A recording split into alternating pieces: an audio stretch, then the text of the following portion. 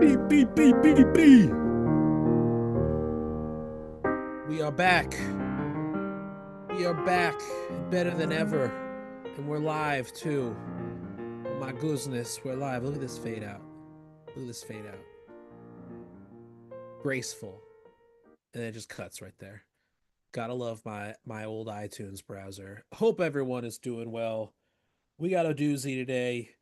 It's the November through December 2025 monthly project. I got a ponytail now for the occasion.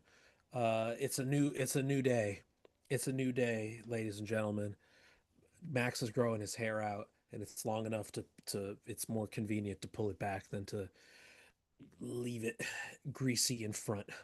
Hope everybody is doing great. Uh, Once again, provided support being provided by our friends at Tape Trade, uh, holding it down, creating our audio infrastructure for in-browser playlists, hosting all of our files, both in stream and then after the fact. Link in the show notes. We got ourselves a wonderful guest joining us, returning to Group Critique Fight Club, one of the earliest guests in the origins of this project on the YouTube channel and the podcast. We have with us composer, producer, technologist, uh, Mr. Hollywood himself, Joshua Eustace of Hey the everyone. seminal group, seminal project group, installation, performance troupe, Telefon Tel Aviv. How are you, Joshua? Good. Good. I'm Welcome back. hanging in there. Good to be back. Good to be back. How's it going with you? We wanna have a brief discussion. We have 8 submissions now. So 8. we got Okay.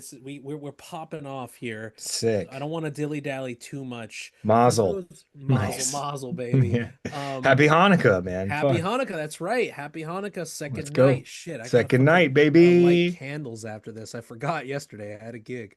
Um, so for those that don't know your whole deal, there is an entire interview conversation that we had 5 years ago that's on the YouTube slash Patreon. And for the sake of time, I don't want to get into the origins as much, but I want to laser focus in a brief conversation.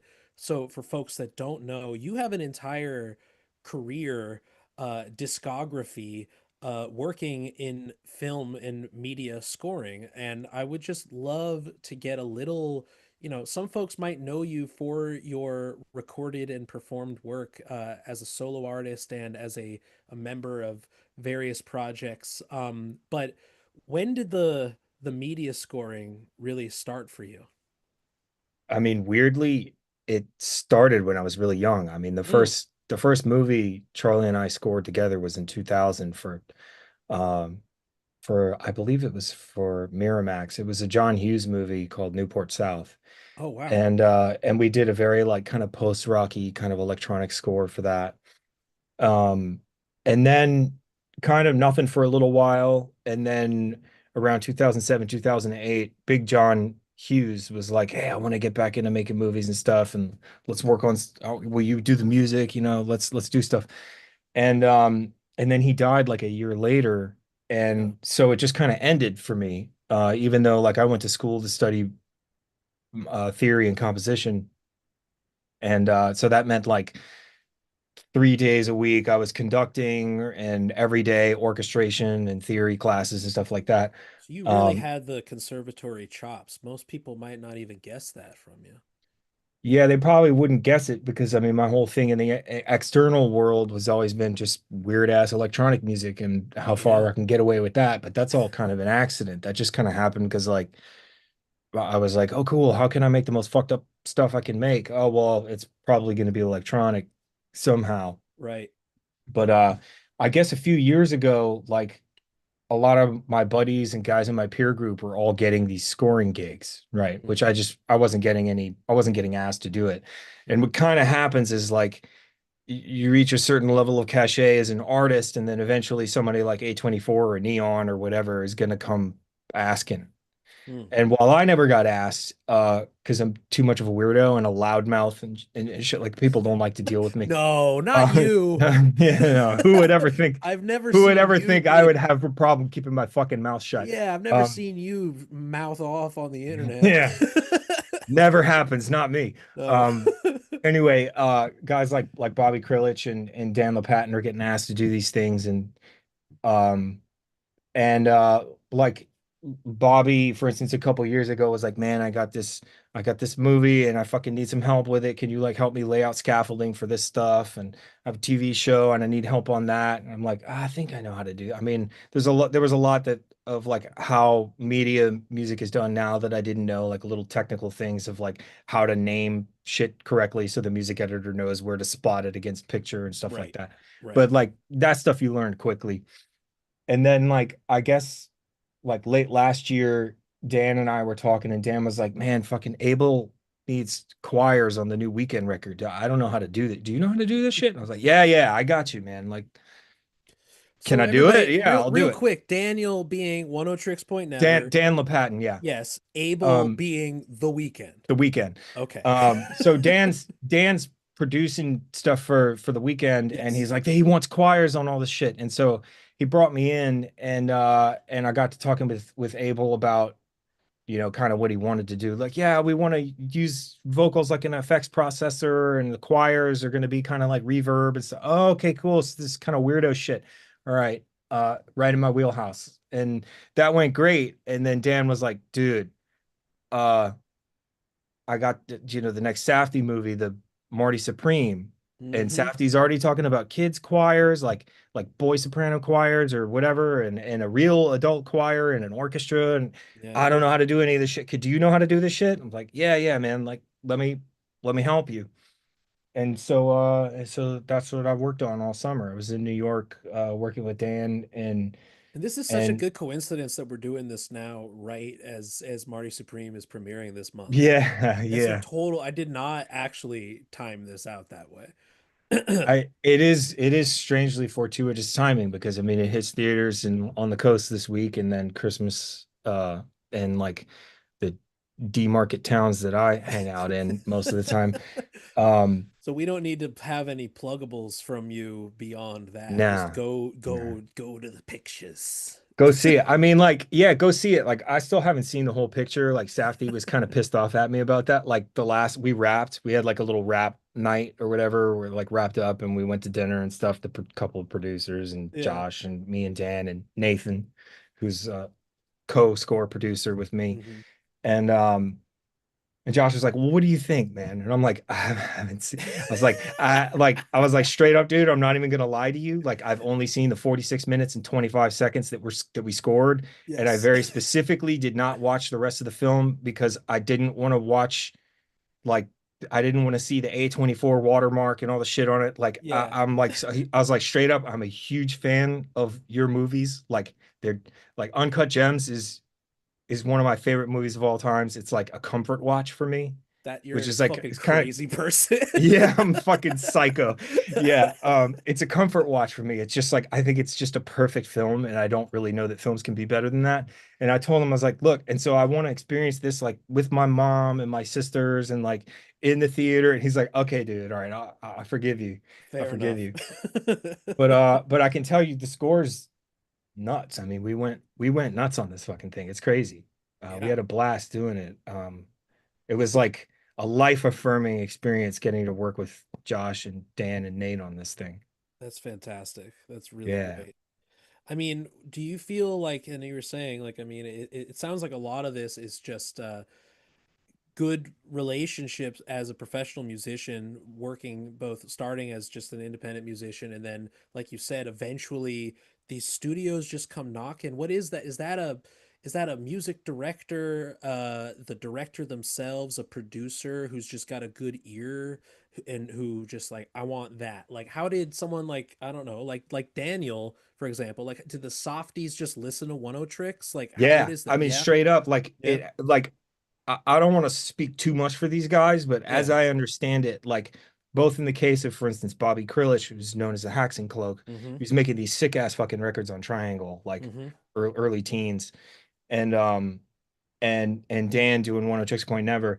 Like Josh was listening to One O Tricks Point Never. Ari Aster wrote Hereditary, I think, while he was listening to, Listen, or no, he wrote Midsummer Midsummer, yeah, while he was listening to the Hacks and Cloaks excavation. right. And And so he I'm just assuming he did the same thing with Colin Stetson stuff for Hereditary and that kind of could stuff. be, Yeah, yeah, yeah, I don't know, so I don't want to speak too yeah, much, but yeah, it's yeah. basically like Ari like reached out to Bobby and was like, "Yo, dude, can you score a film?" And Bobby's like, "Yeah, mate, I've done some, he was doing stuff with Atticus Ross Mm-hmm. Mm-hmm. and working on, Michael Mann movies and whatever Atticus was working on at the time. And Atticus like just kind of opened the door for Bobby in a way where he was just like, "Here, do your thing, like just add your touch to it." Yeah, And he killed it on all that stuff. And so Ari gave him a shot and he did Midsummer, which is like, it was like this dope movie with a killer score, and then he's been off to the races ever since, really. that's fantastic. And So Dan was just like the Safdie guy, yeah, yeah, yeah, yeah.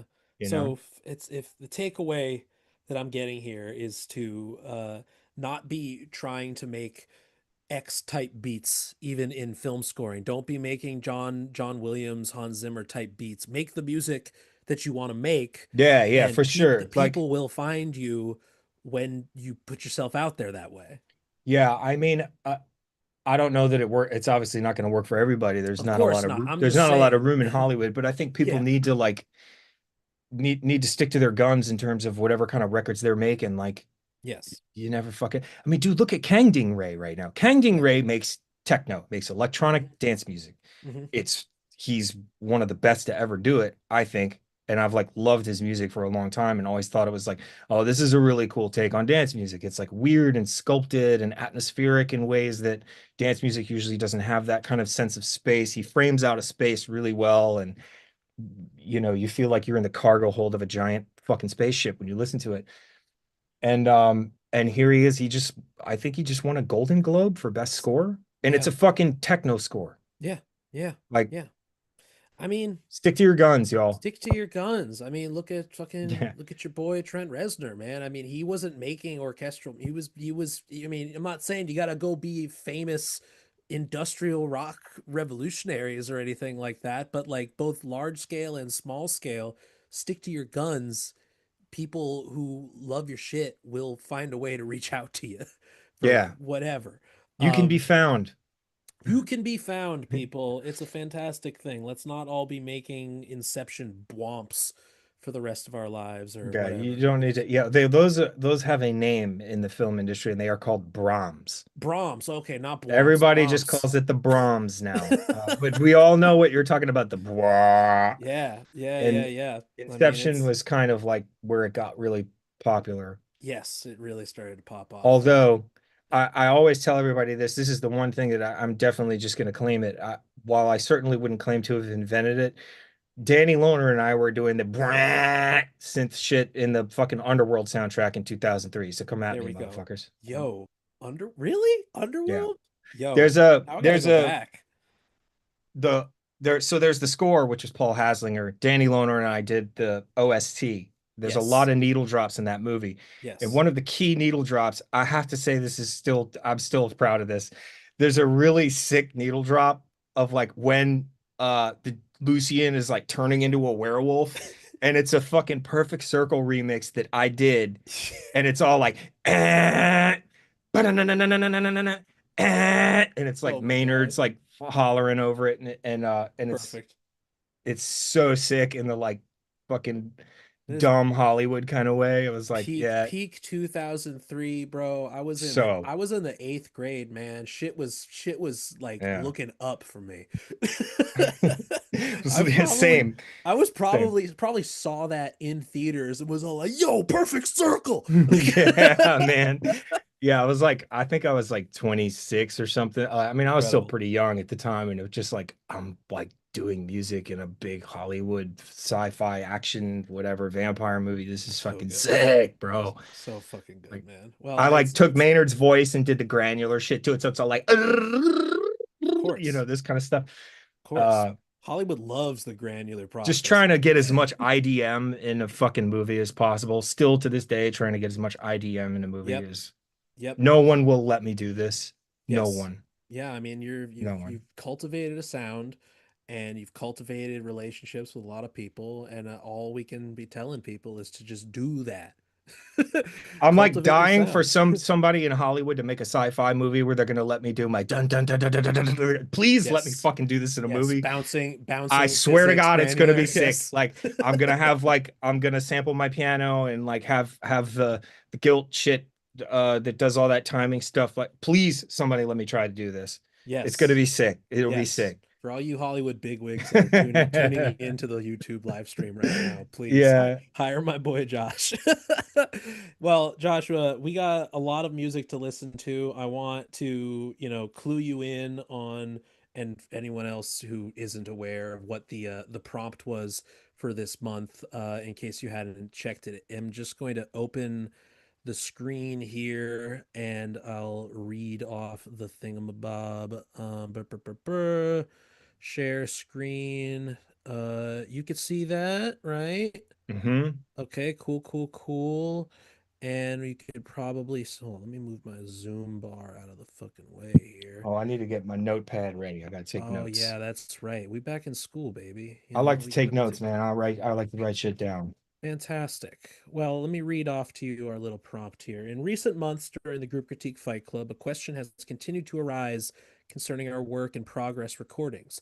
In what video game map does your piece take place? It's a great question as it pertains to both the speculative spatiality as far as where our music would best fit, but also under what hypothetical narrative context would it best fit as well. For this monthly project, we are to take this question a step further. You are to musically speculate on a chosen narrative theme for a fictional scene that includes a who, what, when, where, and why. The speculative scene should not come from any pre existing visual media, though pre existing fictional text passages are allowed. The scene description should be provided to you in the text format. So I'll be reading to you also their description before we listen. There are no genre specific guidelines for this project, but if you feel the need to include any diegetic location recordings or Foley sound effects or anything as a means of elevating the score, you are welcome to provide them as part of the final recording. So everything should be under 5 minutes or less, and the accompanying text will include any story beats if and when an action causes a reaction in the narrative that we should contextualize with sound. Make sense to you? Hmm. Hell fucking yeah. Well, we are going to get to our first submission from Corey, who wrote us a little description. I believe they started off with a descriptor here, but saying started as a leitmotif. I wanted to represent a scene, transition, backdrop, or atmosphere for a film. Started develop more into a character theme, a main character theme, possibly a 16 or 32-bit style JRPG. And then they wrote the first half is a hint of the theme. The second half of the track would be more the main character finds out the root of their abilities and hidden origin, i.e., more revelatory exposition, open to any general critique, but mostly for production notes, as that's what they know the least of. All right. Any other? Did they put another thing? The character that I've named the track after is exploring a seemingly lost land full of relics that give history and lore to a sect of a mage type of creature that seems to be extinct.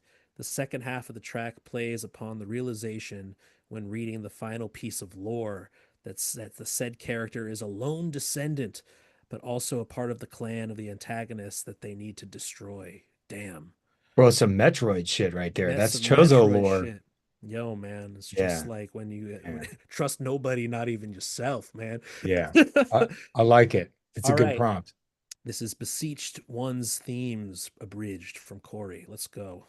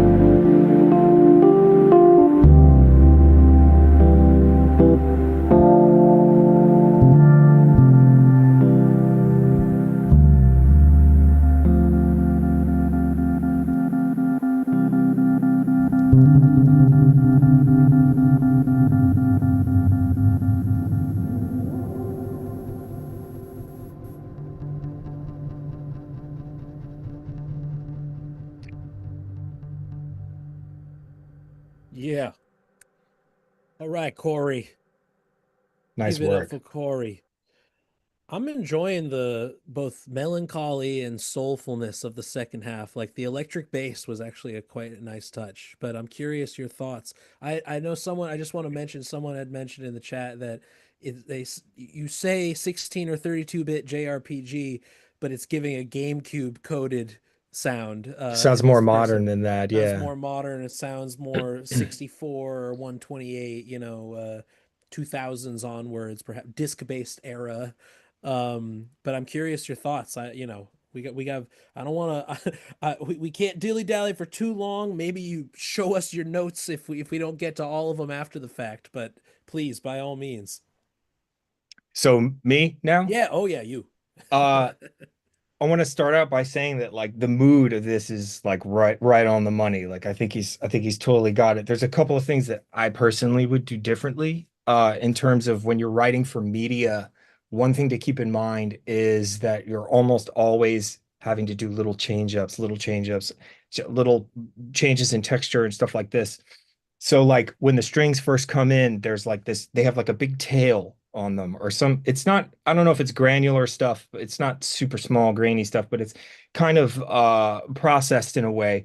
And I almost wish that they kind of started smaller because the voicing is very kind of low mid for the strings. It's Mhm. they're all bunched up real tight in this Right. tiny little range of pitches. And It's I like almost a wish they one-handed chord or something, yeah, right? I Yeah. almost wish if we're one-handing the chord there, if it were the stage were a little smaller. And then as we start hearing the EP, then we start to kind of bloom it out into those like big Mm, tails, right? mm, And then the other thing is that a little bit of movement probably right after it's gone around a couple of times. At that point, I kind of wish like I wanted to hear contrabasses in the mm, strings. Like I mm. wanted to hear a low kind of root note. But that's again thinking in terms of more like how that kind of thing would work in a film more than like what I personally would listen to, which is I would, like this, it's fine. Musically, you don't really need to do anything, but sometimes you need to put some weight in there to help Sure. tell a story or frame out a space. Absolutely. Um, and then there's a high change up in the EP, kind of Hmm. before the switch to the drums and stuff, which we'll get to that. There's a high change up in the EPs, and at that point, I wish the violins went up 2 octaves to the high octave to kind of frame the top end of the musical pitch selection there. It could almost be like a slower a version of kind of what the top line would be in the EP, but have it in the V1s maybe, or they could just go up there and just pedal, and just Mm. kind of pedal through Drone out. Yeah, notes. hold it.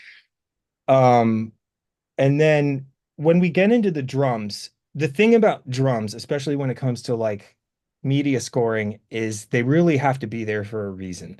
And so Corey, what I think something to think about there would be is are you just trying to keep time or are you trying to have it feel big? If you're trying to have it, drums are usually connoting big in if you're using drum sounds in a media context in like a film or TV context. So I almost wish they were bigger, like kind of more pillowy and kind of built out. They're small and kind of they're it's an intricate little sound and there's like sound design in there.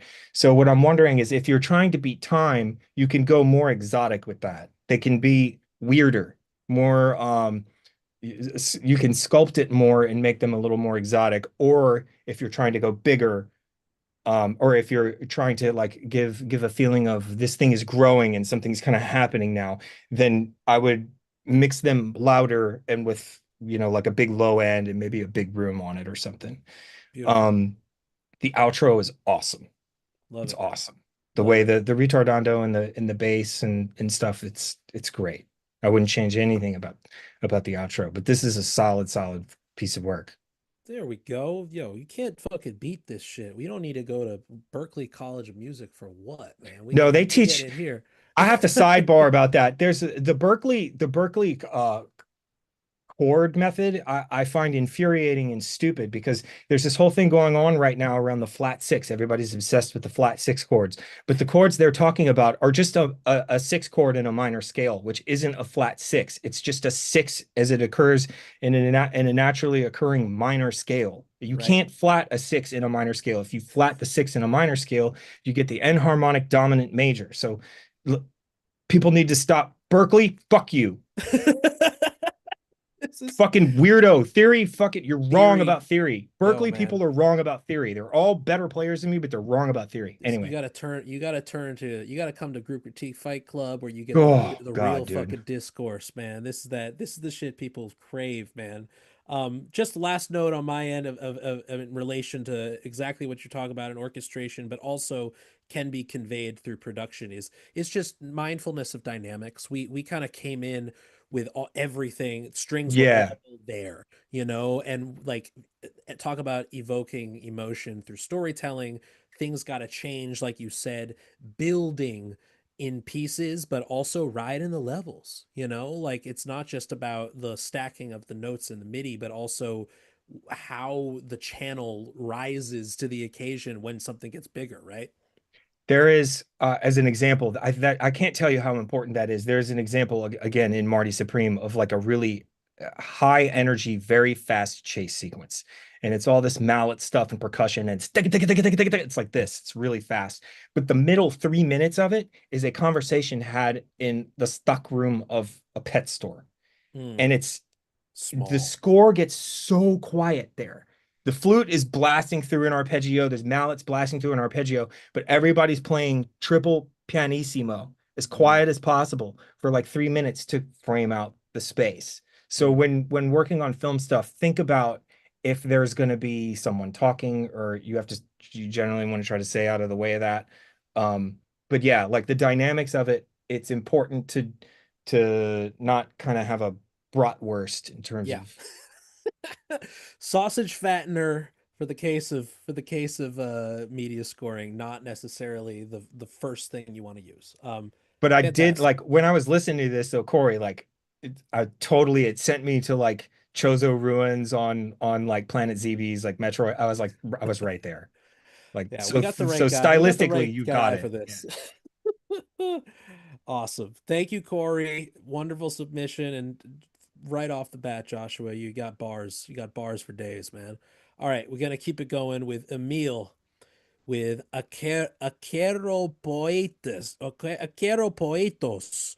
Uh, they write during a storm, someone falls from a boat and can't reach the shore. They manage to crawl into a cave, but there's no exit inside either, and the water keeps rising. With no other option, they dive. Underwater, the cave turns out to be far larger than expected. They swim on, hoping for an opening. Along the way, they pass strange rock formations what look like religious symbols carved into the stone. The space becomes increasingly unreal. At first, there's a sense of awe, then unease. The cave feels like less of a place and more like something watching back. Eventually, the figure disappears into the darkness. The scene ends without revealing whether they find out a way out. Ooh, yo, Nice. damn. We got full world building here. All right, Emil, let's hit it.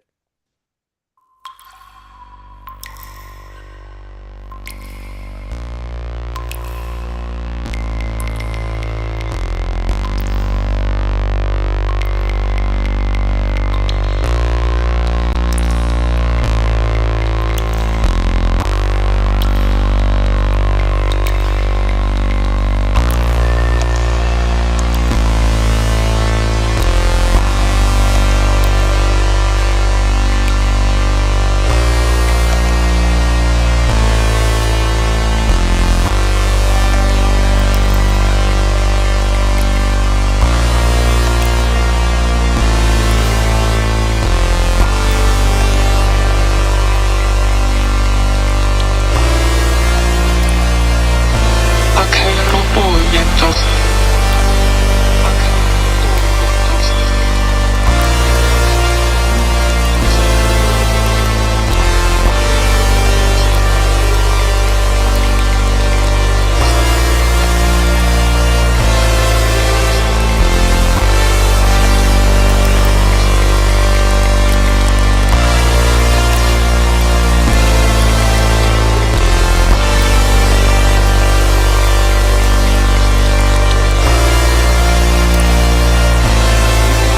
Ok, robó y entonces.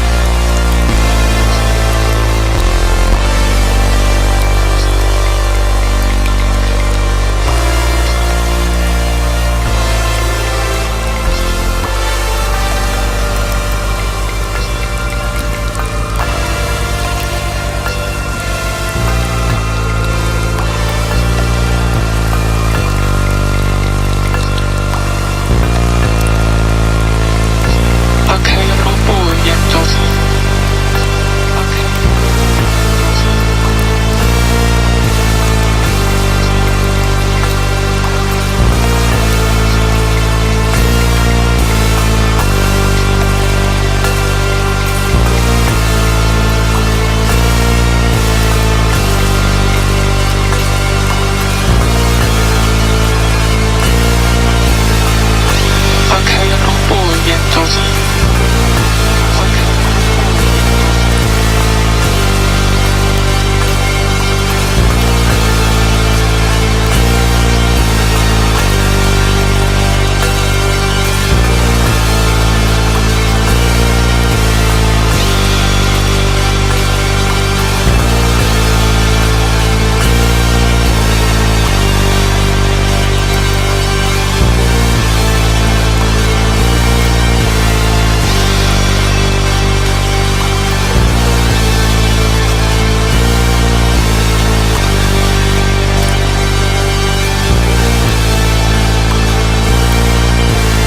Ok, robó y entonces.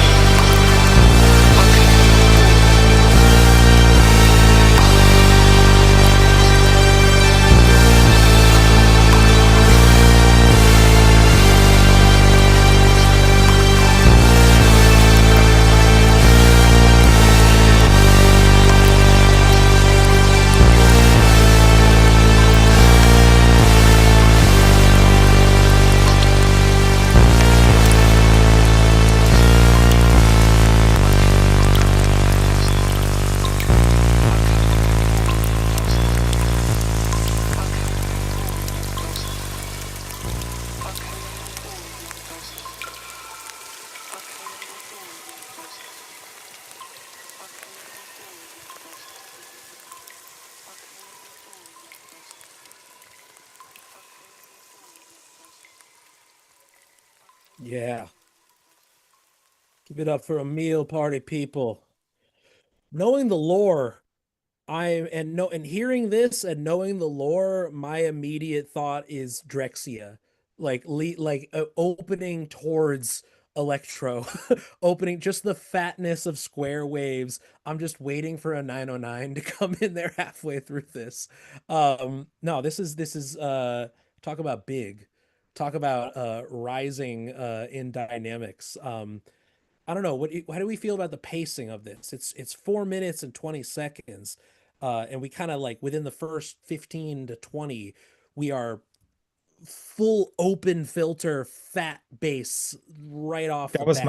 my first note was, Yeah. if we're going into a cave and we aren't entirely sure what's happening in the story, I would keep this bass filtered down and Mm, soft and make it, you can do things to it to make it sound kind of watery. mm.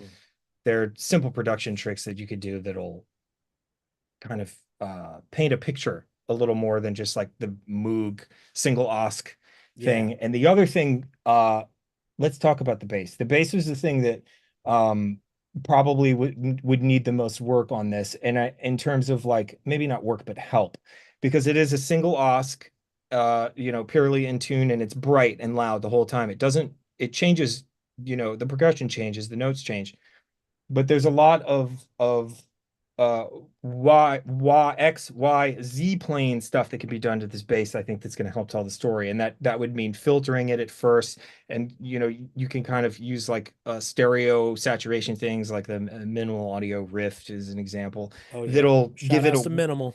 it'll give it a width. Yeah, dude, they're so good. It'll give it a width and kind of a soupiness and make it feel like it's kind of sliding around the room, whereas right now it's really punchy and Fat. upfront. And Yes. the other thing is the wonder and the awe totally happens. That's captured, I think. Romantic. It's mythological. It Yeah, feels there's huge. a really great framing of space as it gets big and Mm, as accompaniment comes in and kind of starts slithering around behind the top lines. Two things to keep in mind. I wasn't as much feeling a sort of surreality or unease.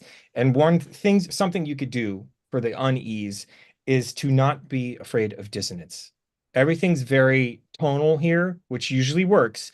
But I think when we're getting into feelings of unease, you can think about note choices that are dissonant or sort of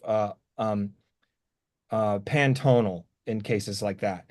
Another thing that you can do is if you decide you want to stay tonal on it, which you absolutely can by all means. What I would do then is have a second oscillator come in with the bass that's detuned and mm, just start detuning it over time to like give bubbling. it this feeling that it's changing again. It's the filters opened up and now there's a second oscillator that's coming in that's kind of pulling it apart into this like slightly seasick feeling. Yeah. It's slightly uneased. Almost like, I mean, it would basically turn this almost into a Reese, like a Reese Right. bass, if you guys know what that is. Yeah, yeah, yeah.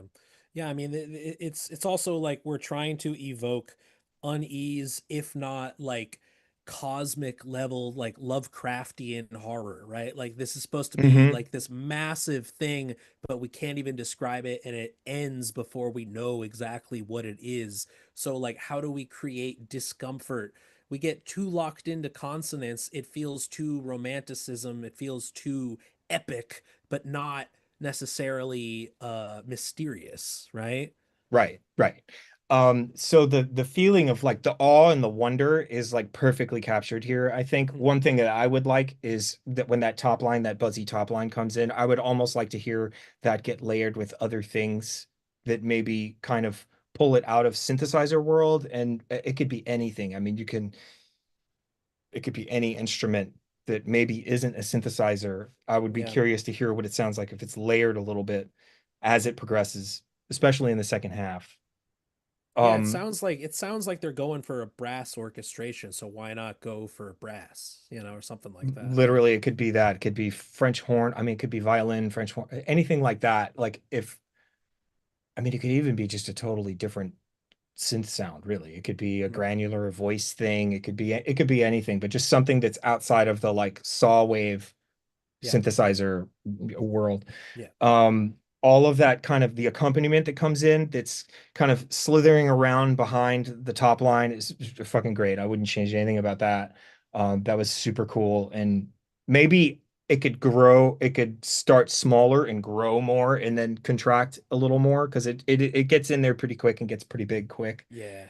Um, Patience is good. and then at the end, I want to hear that bass just filtered down. I want it to go back down into the Yes. murk, into the gloom of, We had someone in the chat saying, now drown it all in LPF. Let's just, yeah, like submerge. the water's getting thicker down here. Like, one of the most important tools you'll have as a composer for media is your low pass filter. And I can't tell you how often, like I'm working on a documentary right now, and there's one cue that's like solo violin stuff doing kind of scrapey stuff, a small version, and then the full orchestra comes in to do the whole thing, and there's a saxophone kind of playing a hocket over the top of it, really slow, really mm, lugubrious, and then some kind of granular tails coming off the saxophone. And but it's a documentary, so there's all this talking. So literally, just right as it's starting to build, I just low passed the whole thing, and it just kind of goes underwater, so the dialogue stays over it. Now, in a situation like this, you're probably not going to have any dialogue. There's a yeah. little bit in there I heard which sounded cool in the Yeah, piece, but yeah. I love maybe the this little isn't a soundtrack on dialogue. This that. is Yeah. like somebody's alone and they're going through this cave. Yeah. Yeah. Um, but using a low pass filter it's probably the most powerful tool you have as like an electronic composer who's like working in media. Like, don't And be afraid to use that. these are bars, y'all. Write this shit down. I'm telling you. I mean, we're on the record, but these are this is huge, you know? It reminds me of like Jay Dilla producing beats and then like would turn the LPF on for the verses, you know? Like we would all that would happen is just going 50% frequency range just to let the verse shine and then open it back up for the hook or something like that. Like this Yeah. is, you know, tried and true methods across not just media scoring, but like anytime you need words to be the lead, turn that LPF down, you know, crank it, you know? Don't be scared to use that. Like, composing for media, I mean, you have choices in terms of rhythm and note choice and key structure and all of that. But there's also the Z plane of like having the sound really changing over time. That Mm, also can give, even if you're repeating notes and repeating a progression, because this one kind of gets into a loop thing where you're kind of just vibing on this like one repeating thing. It can you can be messing around a lot in the Z plane of like what these sounds are, and are they soft, or are they getting brighter, are they getting wetter or drier or smaller or wider? And that also can give the audience a sense of movement, of action, of things happening. absolutely. We don't want to be stagnant in anything, you know, like just slight changes, especially because we're floating in water here, you know, there should be Yeah. some unexpected twists. Yeah, But I was fantastic. picturing, like, I felt like I was in a cenote in Tulum or something, like, swimming through a fucking cave. It was cool, man. Yeah, we could really hold our breath for a while, it seems. All right. Thank you so much, Emil. We got Shabax up next, and they have written something for us. Didn't have much time to work on something, but sent in this I made in a day. I love it. Still working on an AV show for May, so it's all an exercise in putting a storyboard of what I want to see when this one plays. Blah, blah, blah, blah. It starts by you walking out of a forest, attracted to what sounds like waves violently crashing down on a shore. The forest clears itself, and you are standing on what seems like a beach, but there's no sea, just sand falling down bit by bit as the piece of land you are on standing the piece of land you are standing on shakes sporadically. The quakes get bigger and bigger until the ground beneath you splits open. You fall down for a short moment, landing in a stormy ocean. You look up to where you were, but it was in fact an artificially constructed island floating with other ones like it. Is this some sort of man made archipelago? It is crumbling on its own, chunks of soil and rock shattering around you. One of these hit you and you sink along with it. The shock makes you lose consciousness for a brief moment, but you wake up 30 seconds later on a seabed in front of a huge metal door carved into the reef. You swim towards the door and it opens up. Damn. Beat. We We are got beat. robbed that We we got don't get to beat. see these movies because I these three know. ideas are so fucking This sick. is Like, I'm so sick, into this. man. I Yeah. love this. I love the Got world some building here. geniuses in here, man. Fantastic. All right. Shabax, as we polish this rock. That's the name of the piece. Let's go.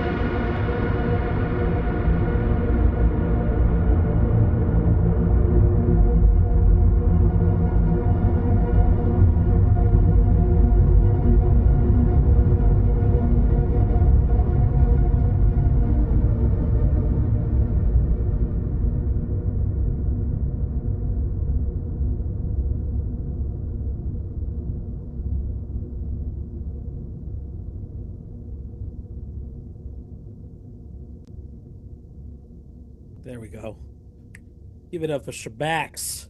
Nice. Man, we are aquatic today, my man. Speaking of filters, we're going the full spectrum. We started LPF, then we ended HPF, and then we brought in the auxiliary verb. This felt like the story beats were accounted for via the dynamic changes, no? Yeah, this is the pacing on this is perfect. And Yeah. in terms of like let something come in really slowly. I mean, the reverb on the sides, right as I was writing a note like this is, the first note was this is great build and structure, but let's use the stereo spectrum because in the beginning it's very mono. It's very Yeah, like yeah, up the middle. And I was like, my note was let's use the stereo spectrum to help grow the thing. The opening of the filter on the synth thing totally works and is great.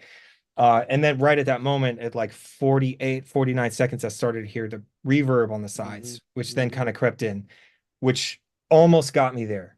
I loved it, by the way. It was great. It almost kind of satisfied my need for, I wish maybe there could have been a little bit of accompaniment in the sides with the reverb. Yeah, Something this would be like if I were your orchestrator, if this were Dan giving me this piece, if I were your orchestrator, it would be strings coming in on the sides, kind of just sense of vibrato, no vibrato, just playing this still, glassy, slightly dissonant chords in the key and having them kind of just hairpin up really, really, really, really, really slowly until it breaks, and then all that kind of sparkly yeah. granular The stuff comes in. goo. But awesome build. This was very Daniel Lopatin coded. I mean, Anytime I hear arpeggiators now, I just think of Dan because it's like that's just how he writes music. he invented arpeggiators. We He know invented this. the arpeggio. Um, my only real critique on this is in the back half when we're sparkling and the person's coming to underwater. Don't forget about bass. Don't Hmm, be timid with low end. hmm. Some I sort don't. of I'm some not sort saying of you have to have big goose eggs down there framing out a chord. You don't. But let's use that space down there. There's all that room. You have the LFE channel in the theaters. Let's fucking use it. yeah, that's There's right. probably not going to be any real sound design in a film like that at that point, except a little bit of like kind of wateriness. There's not going to be Yeah, by that point we're holding still, we're at the bottom, there's no rocks crashing or anything, and there's no real sound under there, just a slow murk of the water. Let's use yeah. the LFE channel for some low end like weight. You can put a little bit of it'll put a little bit of a terror element in there, I think, that Hmm. might help glue the back of it. But it's Love great. it. It's a great piece. Love it, love it. Yeah, no, I mean it's true. We had the low end was really just the reflections and sort of decay from the verb itself, but not like the tonality. It's from the instrumentation. The instrumentation was really locked in low mids, but not Mhm. actually like getting down to the subs. And we got to remember, yeah, I mean, film besides the live music venue, where else are you gonna like normally encounter that sort of reinforced audio? It's going to be film, you know? Yeah. It's You got a fantastic. lot of room below 100 hertz. Yeah. So to everybody, use it, Yeah. Love it. in my opinion. Love it. Use it. Love it. I mean, I'm wearing some nice Sennheisers today, so I'm feeling hugged, but This I is need to just wear a these are a 15, 16-year-old pair of what are these biodynamics? Yeah, I've, yeah. I've changed the pads out 3 times. They're just falling apart. This one rattles. It creates, it's adds character. Yeah. Yo, shout outs to Shabax, a wonderful Yeah, piece. great piece. Now we gotta only have water from here on out. Okay, new rules. Aquatic pieces only. Drexian coded works only from here on out. Y'all better change these pieces real quick. All right, we got Kareem up next, who I think actually is making a Kareem is a regular here and a private student of mine, and he's coined the term wet music to describe his sort of like biodomes that he likes to create sonically, like humidity through sound, literal wetness, not like wet mix versus dry mix. So I'm curious what Kareem has to say for his descriptor. Oh, yo, we're already here. Welcome to the meadow, made with a desire to illustrate a small biome. There we go. Feel free to imagine whichever such you wish: tide pools, ponds, vegetable gardens after a rainstorm, and any other you like will do just fine. Kareem is leaving it too open to interpretation. Now I'm scared.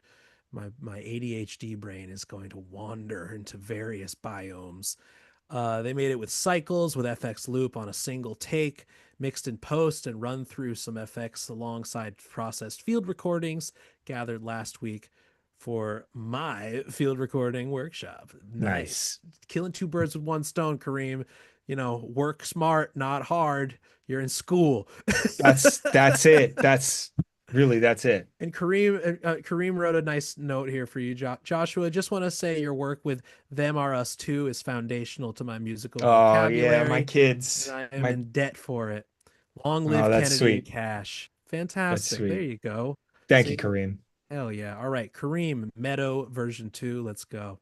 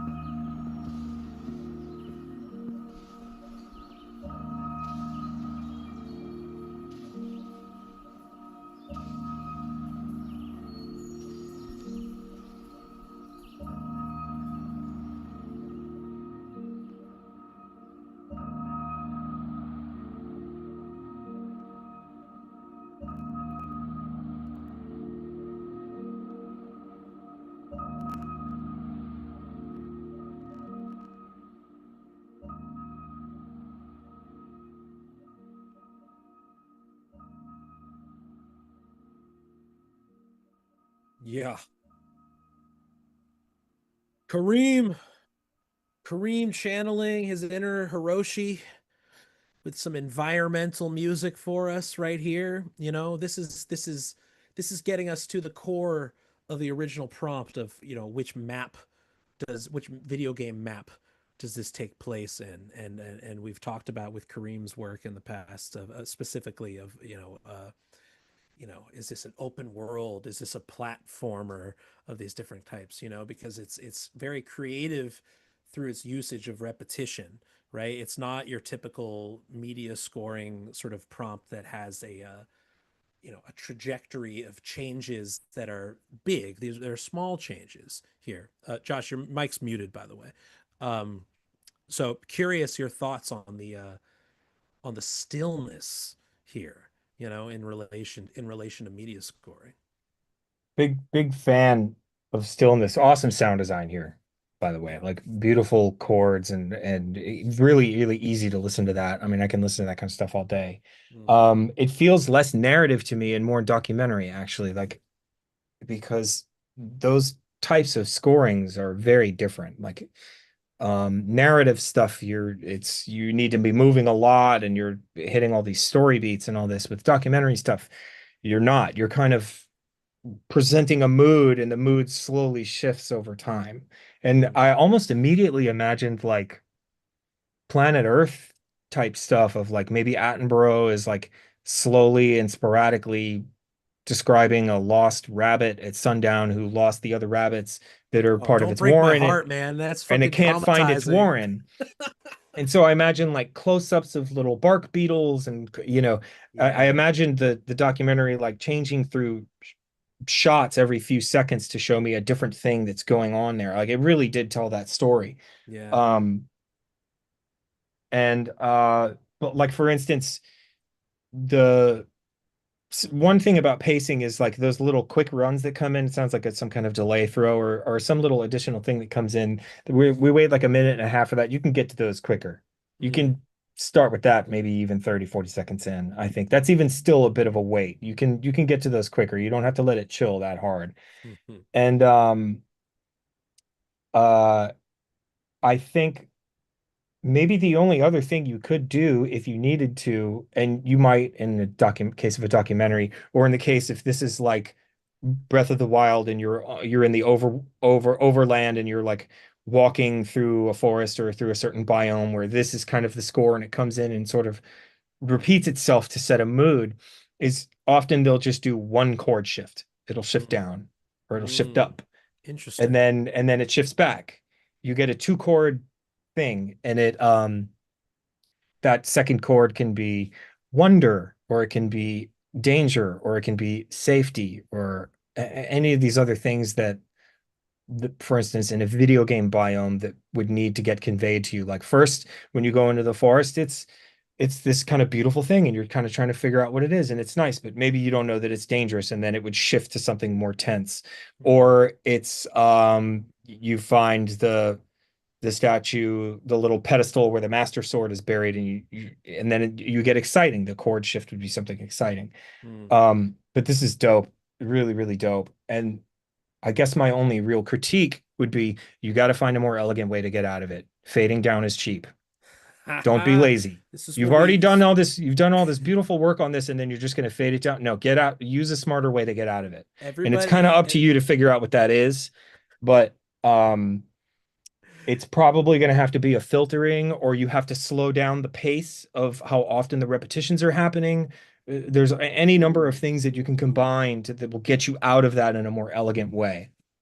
people ever I got many witnesses here who know I repeat myself when I say that making an intro is easy.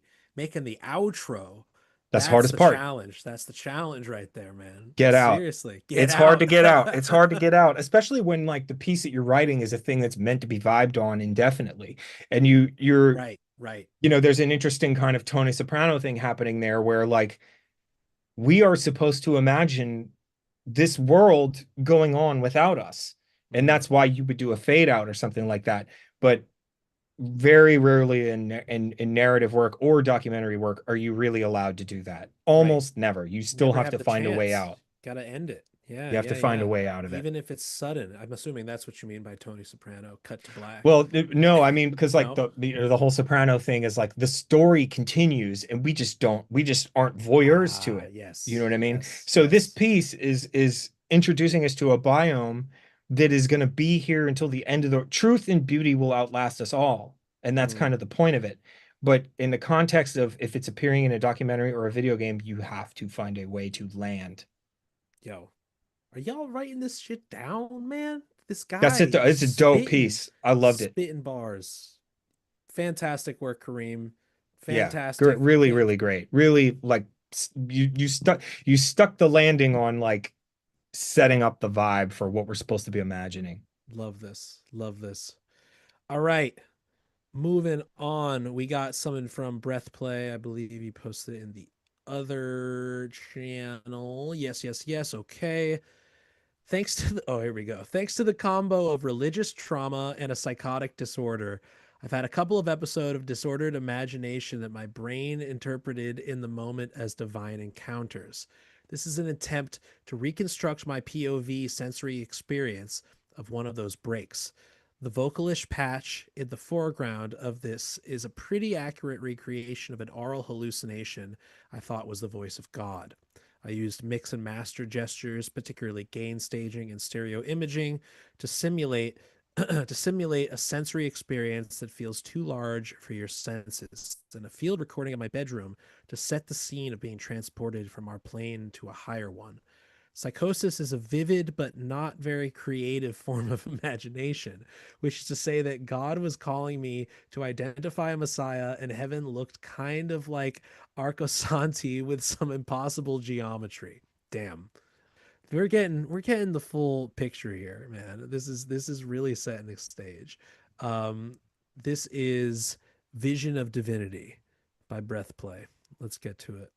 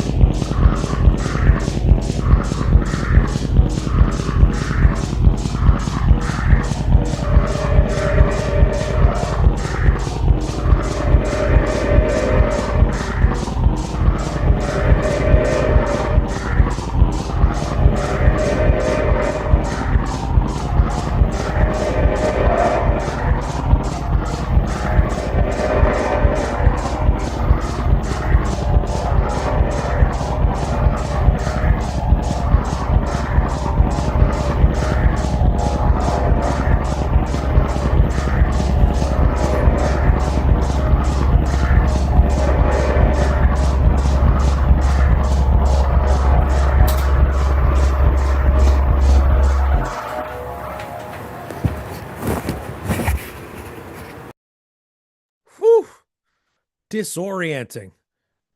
Fantastic breath play. You know, this is giving me Thomas Bangletier's collaborations with Gaspar No, specifically like the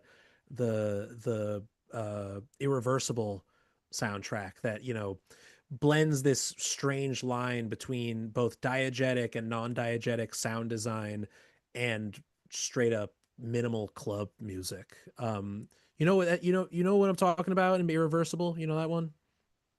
You know what I'm talking about? Yeah. I mean, You've seen it? like, yeah, there's always been I've always been kind of fascinated with the way Gaspar Noé uses music in film, specifically like Enter the Void. Yeah. Of like I became obsessed with the idea of club music heard through a wall. Mm, You're And speaking breath this plays language right now. Yeah, this is I was doing a little bit of that on the Sons of Magdalene record. I did a version of the song "Oh Death" that Ralph Stanley made. Probably it's an Appalachian Hmm. sort of traditional. And I did a version of it that's like club music, but it's like you're in the bathroom and you're hearing it through the wall. And that this like again, like thematically, I think Breath Plays kind of uh nailed the assignment here. Like I definitely imagine a sort of psychotic break. That's what this made me feel. I almost wish the only little critiques I have for this really that I almost wish that bass pulse got nastier and heavier. Mm, Um, there were parts where I was like, I really want to feel it in my chest, and it still felt light, kind of almost burial-esque, in that it is framing time, but I wish it kind of got bigger. It could grow over time and contract, expand, contract. Um, maybe a couple of little like textural things would be like there's a point at the halfway point where I almost wish there was like a really high end, like top end kind of papery element to it that could come in to kind of offset or augment the vocal patch, which is kind of chugging. And I hear it starts getting, broken up granular stuff. I love that stuff because I know all too well that's what it actually does sound like. yeah. Um, my last real comment was like at like 20 seconds before the end, we start to hear the vocal patch just kind of starts shifting in tonality. And it was so cool. We should get a lot more of that. Mm, And I almost think like it could slowly be doing that 30 seconds into the piece. You could start doing that. And then it could shift again, and then it could shift again. And it doesn't need to happen super often, but that was like a really nice kind of ASMR moment for me. And don't be timid with that. It's cool. Don't be shy to do stuff like that or think you can only do it once. I mean, sometimes when you do stuff like that, it can be like, if you do it too much, it can be like putting an exclamation point at the end of every sentence. But if you're doing it like a handful of times, um, again, it's just going to give movement and depth to the piece. right, It'll help tell your story. the occasional changes, right? Yeah. Yeah, and they Breathplay wrote in the chat here, the low end of this was inspired by a natural infrasound phenomenon said to cause upticks in supernatural sightings.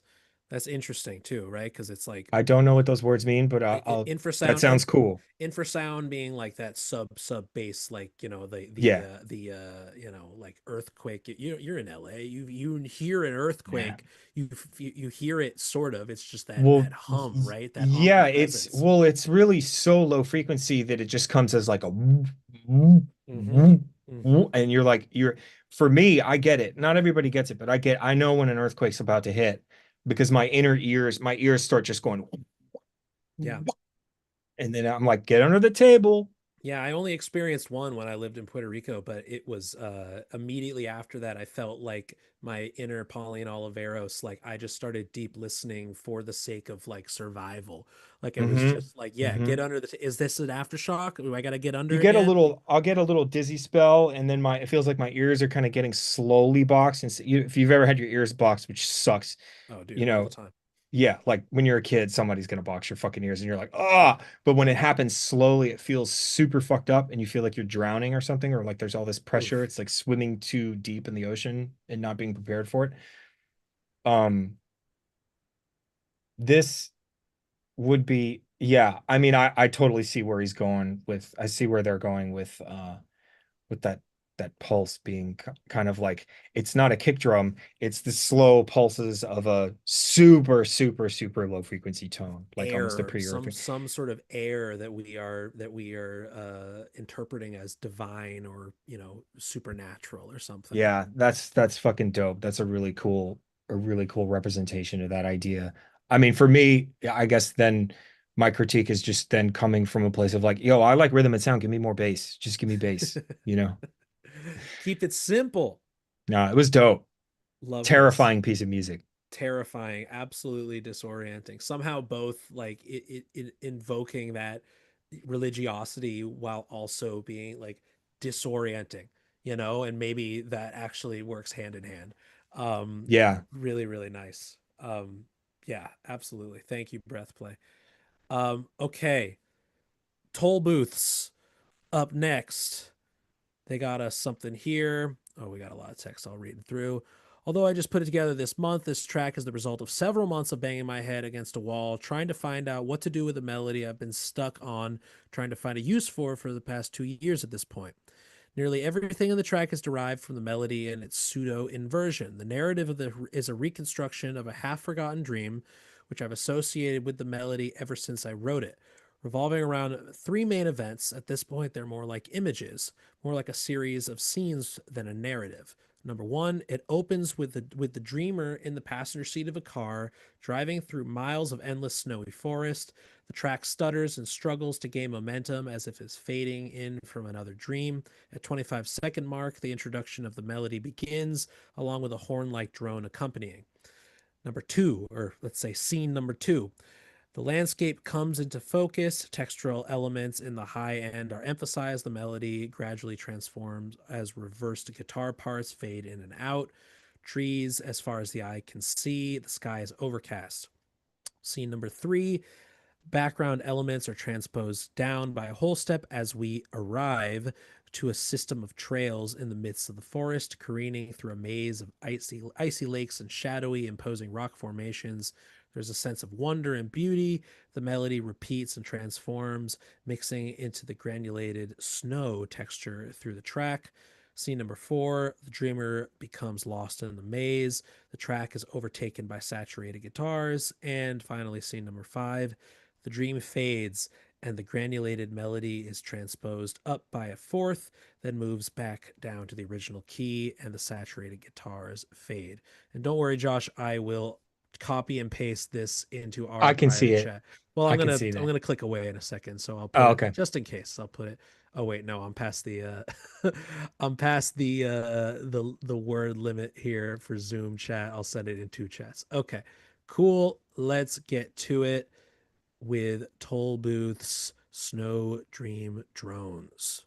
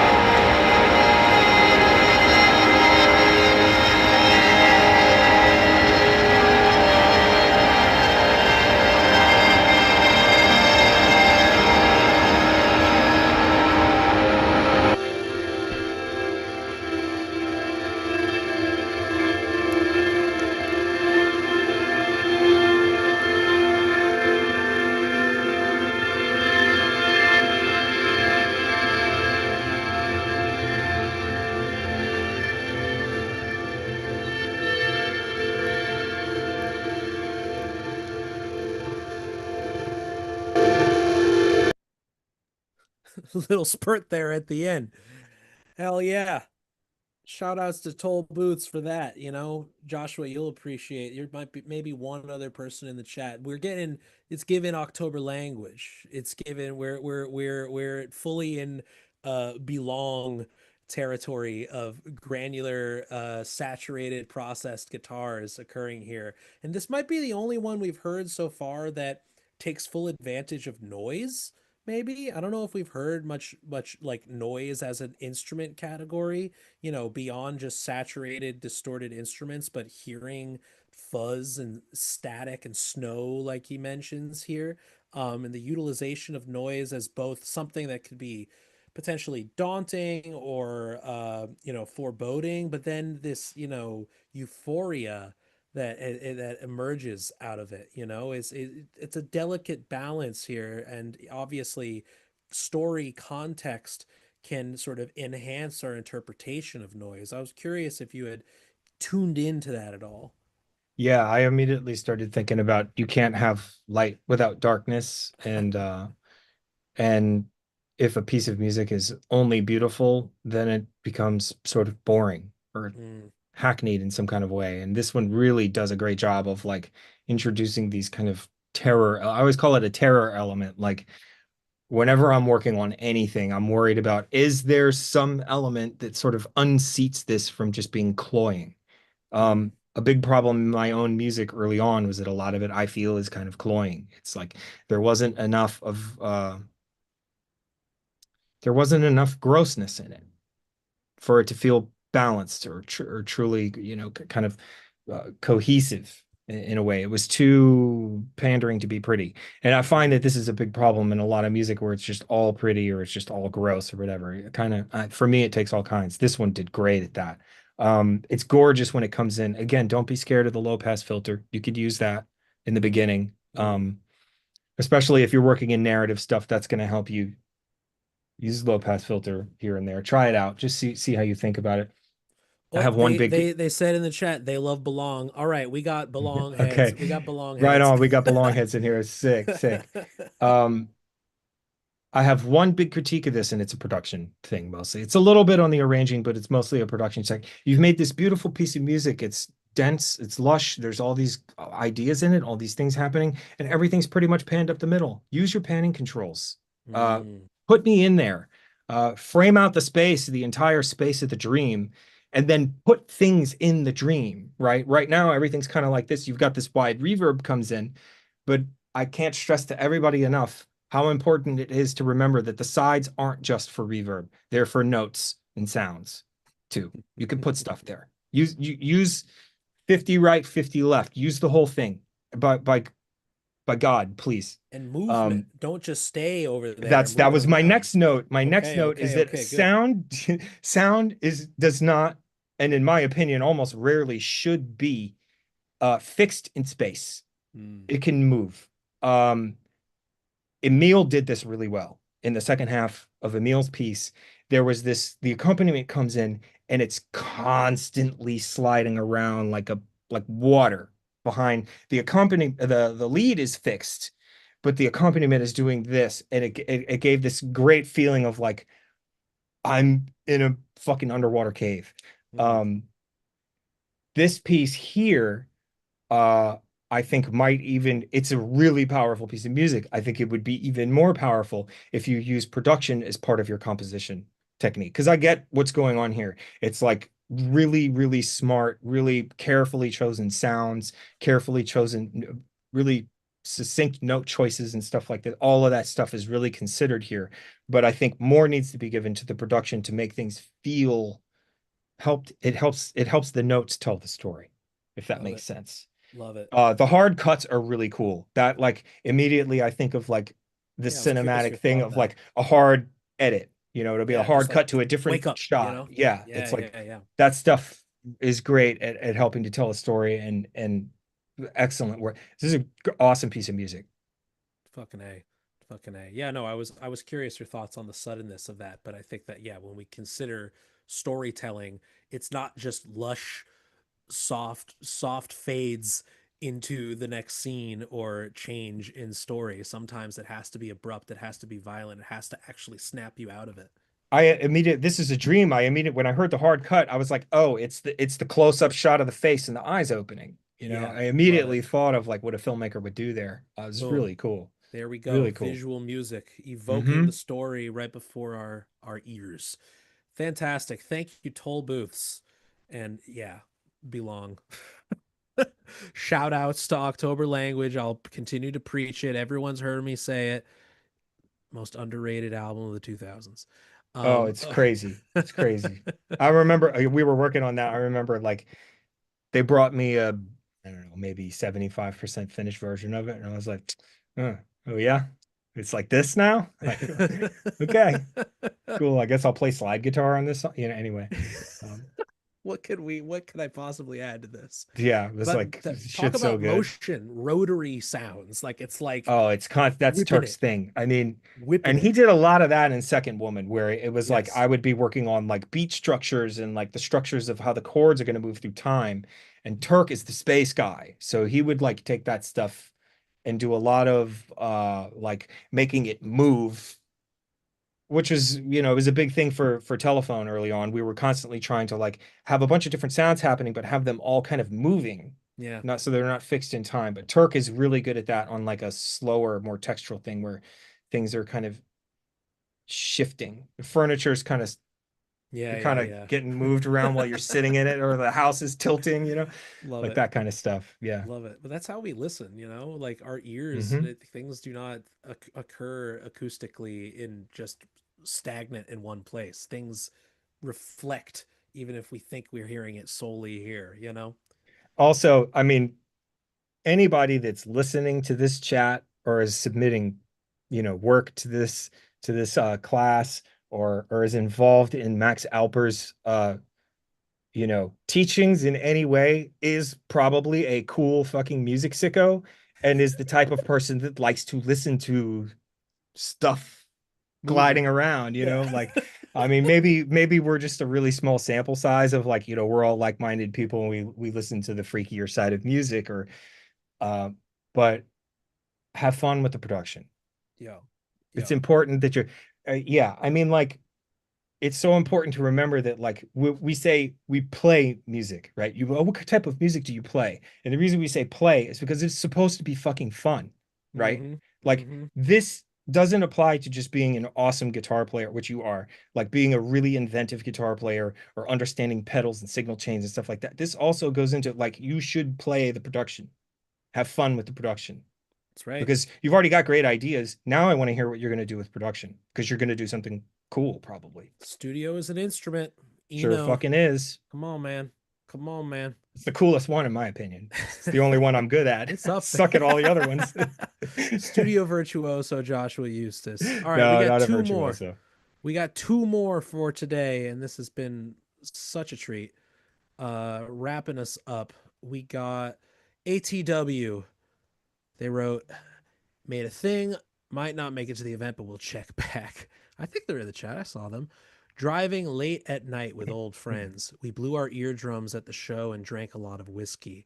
Shuttle 358 is blasting in the Corolla. Everyone is getting quiet, sleepy. There are the occasional giant metal plates in the road that I run over, and the car lurches like when you hit a speed bump. We reflect on the night and drive for a couple of hours north to our apartments. I love that. Dope. Setting a scene in motion. Let's go.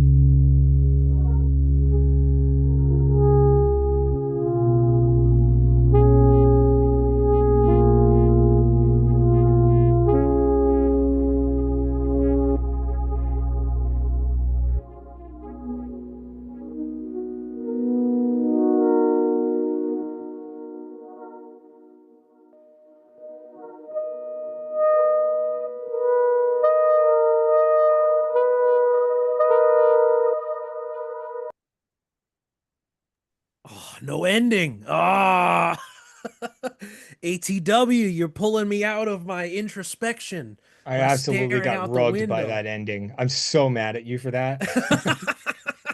Fuck, man. I was there, man.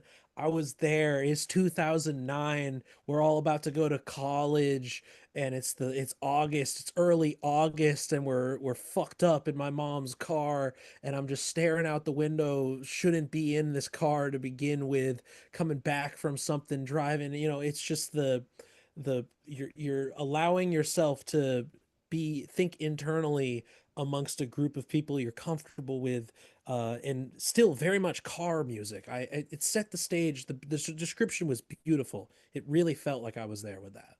Yeah, this instantly made me feel, it reminded me of a gig I had in 1995. Um, I grew up in New Orleans and I was like the kid. I was like 18 years old and I was like the one of the only guys like actually making music and not DJing in New Orleans and like in the Hmm. Gulf South. There were only a handful of us. We all knew each other. And there was an older DJ, this guy, Dave Jenkins, who was like, still to this day, is literally one of the most god tier house music DJs that ever lived, one of the greatest to ever do it. And he got me on a bill with him in Jackson, Mississippi. And we went out there. He drove us out there, put all my gear in the back of his car. We played the gig. It was great. Like 4 in the morning, we have a 3 hour drive to get back to New Orleans. And when you're coming back from Jackson is northeast of New Orleans. When you're coming back, you have to go down the 55, which is over the spillway outside of New Orleans, which is a raised highway over a long ass cypress swamp. And that's where all the water dumps out in the case of a flood. And Yeah. this immediately it brought it back, flooding back to me exactly how I felt 30 years ago, like Damn. of like the quiet stillness of the car. No one is on the road. It's dark. It's gloaming outside. Like the sky is starting to turn purplish. It's not Yeah. black anymore, Yeah. but the headlights are just road, cypress trees, and just the line on the highway just going like this. Just the lines going like this by me. It's extremely effective piece of music, and I love that the little melodic ideas, there's a lot of there's a lot of space in there. And I think space is so important in terms of like how often you play notes a lot of times, and not just left to right, which I constantly talk about. The tails on this are like really, really, really good. Like it's really cool the way a little idea comes in and the tails are a sort of almost reinterpretation of the idea that just happened Mm. because it's really inventive production. It's great. and it and then I think just in terms of like compositionally, the note choices are doing the same thing for me that like uh where it's just making me really effectively making me remember a more innocent time in my life. I Like love I that. was safer and I had everything good was ahead of me and I was going to be playing gigs and everything's going to be awesome. I love this. I love this. I mean, this is the power of music and like just a couple words. This is a very brief description here too, and it managed to put you right there. It's a really beautiful thing where it's not, melancholy is a word that we get thrown around a lot of the time, but it's not necessarily sad. It's not necessarily, mournful. It's not definitely not happy, but this introspection, and there's a little bit of ambivalence here, a youthful ambivalence. What's going to come next? You have your whole life ahead of you, right? But there's unknown in that, and I'm feeling that here, man. Oh man, Yeah, I it's mean really fantastic. I really don't have any notes for this. This is impressionism too, like you said, like the notes you play versus you're not playing. It's not. There's no perfect loops. There's no real feeling of quantization here. There's imperfections scattered throughout in a very deliberate way that feels very late 19th, early 20th century impressionist pianism. You know what I mean? Even though Yeah. it's a digital brass of sorts. Really beautiful Yeah, stuff. it kind of brought me to the disaster piece zone in a way that really, really checks a lot of boxes for me. Hmm. This sort of sound choices of like it's almost broken in a way. It's like a little not 8-bit thing. I mean, he does a lot of 8-bit stuff. Like if you think about the It Follows score, he does this kind of thing where he has these tiny little synth brassy things, and then he can there's one scene that's great where he just absolutely bodies this piece of music where she's getting ready to go on her date and she's in her mirror and she's putting on her makeup and like doing a little earring and it like connotes like this is a young innocent woman. Um, this was really, really effective on the sound design tip of like exactly the right patch where it's not perfect. It's not sonically manicured to be this like total perfection thing. It's breaking up in a way that gives me the feeling that it was I know this wasn't necessarily the desired effect, but it feels aged. It feels lived in. Like it went out and lived in a lot of wires and lived on a tape and then came back to me. Love this. Love this. Thank you, ATW. Well-rounded piece Yeah. all around. All right, Oh, wrapping okay. us up. And Yeah. then I mean, really, I see that. And I was made from no input. feed, Yeah. no input feedback. I have no idea how you did that. That's really inventive. That's awesome. Yo, you stumped Joshua, AT Great. Well, dubs. but that explains why it's kind of breaking up in a way. Yeah, it's imperfect, right? It's It's not a fucking perfect, awesome. it's not I love one that. waveform. I love that, man. Like Love it. I love that element of it, and I also really really identify with the idea of like introducing a little melodic idea and then absolutely destroying it with a totally different one. Like just move on. Mhm. I think Power of that's feedback. The power of feedback. yeah. You can harness it. All right. We got one more, and then I relinquish you for the evening. Good. I have an Bryson. engineering meeting, so Oh my God. Oh my yeah. God. Well, bless your heart for sticking around for so long. This has No, my been such a pleasure. This has thrill. been all this music rips, man. What a Yeah. sick fucking Yo, crew of composers we here. got the fucking crew here, y'all. We got the fucking crew. Be proud of yourself, everybody. All right, Bryson playing us out here. This is the sound for when something not human has boarded your ship and one by one has done something to your crewmates. And now you're crawling around in some derelict ventilation shaft to try to hide. But realistically, that thing could be anywhere, and you're not sure if the sounds around you are coming from the ship itself or from something hunting you. Fuck yeah, let's go. We will pretend that this doesn't remind us of a certain film about a certain type of creature in space. But for Greatest now, movie of all time. Never been beaten. all right. I'm not going to name it. I'm not going to name it because it's not evoking that for me. As I'm going in fresh. Here we go. Maintenance access from Bryson.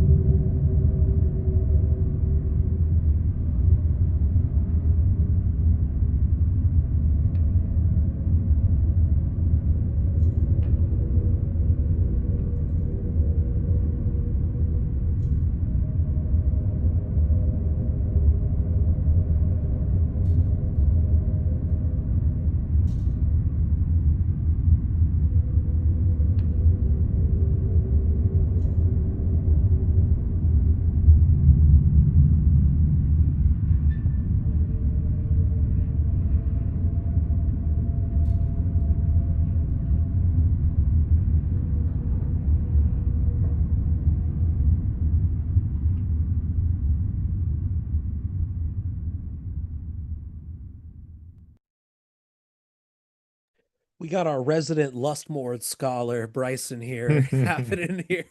Fucking Nice. love this. I'm playing us out. I'm curious, Joshua, because this is a world in which, as electronic musicians, composers, and producers, the idea of sound design is inherently musical, right? But in Yeah, the world in the totally. world in the world of film, there are hard lines in the sand Big between, rules. big rules here, union rules, and I'm and Mm-hmm. I'm and I'm Mm-hmm. curious, like in a piece like this, or even let's say, like, speaking of Lustmord, like the first Reformed score would include many passages such as sounding very similar to this. um where do we draw lines pragmatically when it comes to this type of work? And I mean, it obviously matters less when we're working on smaller projects and stuff, but you've seen it you've seen it in the upper echelons here, like how rigid these divisions are It's between sound rigid. designers versus electronic composers, right? I mean, Lars von Trier, very famously, his sound designers are just all doing MIDI controlled pitch shifting of Foley sounds recorded on set, but it's sound Hmm. design. But you and I know that's musical as hell, right? Yeah. Like, how, like, what do we do here? This is the problem that guys like us are always going to have in Hollywood or in film in general, is like, Bryson's initial clinical reaction to the problem of telling the story that takes place in the spaceship is to frame out the space of the spaceship, the Mm, size of it. I'm immediately in the cargo hold of the Sulaco or the Nostromo with the room tone. I yeah. was like, I heard that and I was like, fuck yeah, here we go. This is the story. This is what I want to dig into. But musically, you can't do that in a film. The Mm, Foley team is going to do that. There's an SFX director who's going to be across that kind of stuff. You have to stay out of the way of that. mm. Luckily, for me personally, this piece of music fucking ripped ass. It was so sick. And I almost want it, like at 110, we get that first whoom, that kind of low thing. I almost wonder if, like, what if we had no room tone in this and it started with that and it was just the piece of just all of the little events happening, the little musical design elements in here, which aren't Foley in the movie sense, but they're Foley in the compositional sense. Yeah. And there's musicality to it in a way where I think this piece would be, I would love to hear a version of it just with no room tone and starting right there at that thing and then letting these events happen and play the spaces. Let it go down to nothing It's like and let true the SFX silence. team, Yeah, yeah, yeah. yeah, let the SFX team worry about how much room tone is going to be in the thing, or does the room tone have enough 60 hertz or this kind of stuff. Although it musically, this totally works with that room tone. But if Yes. we're doing this for media, you're gonna want to stay out of that. You're gonna want to Yes. stay out of the way of that As an stuff. album release, as a track on an album Totally. goes, this is 100%, right? But Um, thinking about pragmatically in the case of, for a piece of media, right? yeah, this is an awesome headphone piece. Yes. I love the way things are introduced that kind of like that first low frequency thing that comes in at 110. It feels like it's not just happening it feels like it went splat. Like it feels like it hit in the middle and then spread. There's a lot of little things happening where things are moving slowly, some things move more quickly. All the movement around this stuff is terrifying. It's brilliant. It's like really, really cool production. And it's definitely adding to the like this is gonna sound so sick in an Atmos setup in a Yes. theater. Like That's this right. is gonna be so sick in IMAX. Like That's right. That's I can't right. wait to hear this. But what they're gonna do is they're gonna put the room tone all the way in the or like either all the way in the back or all the way in the front. The room tone is Right. gonna be fixed. Or maybe Mm. we get a tiny little bit of it all around. And then all this stuff is gonna be moving forwards and backwards. Left to right. It's going to be moving around the up, down. It's going to be moving around the room. And This is literally like the XYZ elements you're talking about. We can actually like think of this graphically when we're talking about spatiality or Atmos or surround sound for theatrical release, right? Because unfortunately, we got to stereo render for the sake of presenting right now, or if it was an yeah, album, right? But think about this in the case of literal media, where your sounds are taking place, right? I love the idea of the room tone behind me. Yeah. yeah. I mean, but also this is incredible production work. by Bryson because I just my note at 110 was, oh my God, bro, because the thing hit. I just still in awe of how that little thing just went splat.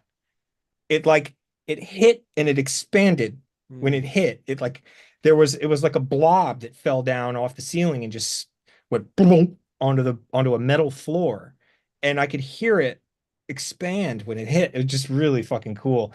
And then I was almost like, oh, I want to if I were in the session, I would have muted the room tone and played that back and then like been listening really careful for all of these little events to happen, which are also, of course, events that in all likelihood, you're going to be composing this to picture and you're going to be having these events happen at certain things against picture.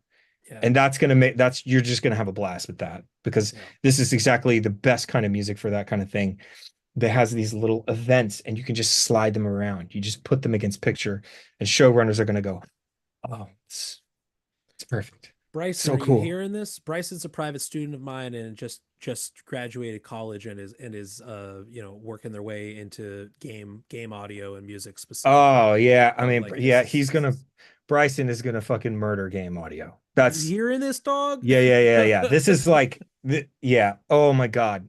Start learning F mod if you haven't already. Like you're gonna I have absolutely Bryson, I have absolutely no fear for your career whatsoever at all. Yo, You're gonna be doing great. let the record show. It's on the record. Yeah. Oh my God. Joshua, thank you so much for joining us this evening. It's been Oh, such my a pleasure, blast. This has really. been, Thanks for having me, really. yo, This is a blast. thank you guys so much for submitting. Thank you to Tape Trade for sponsoring the show and putting out some lossless in browser audio for us. We'll post this entire playlist for the public. Joshua, I'll send it to you so you can get these tracks yourself. Thank Great. you so much, man. And thank you all for tuning in. We will see you guys next week. Everyone, have a fantastic week. Happy Hanukkah, everybody. Happy Take Hanukkah, care. everybody. Great work, everybody. Bye. Y'all all really awesome, awesome work here. Awesome, awesome stuff. Thank you so much, Joshua. Talk to you soon, man.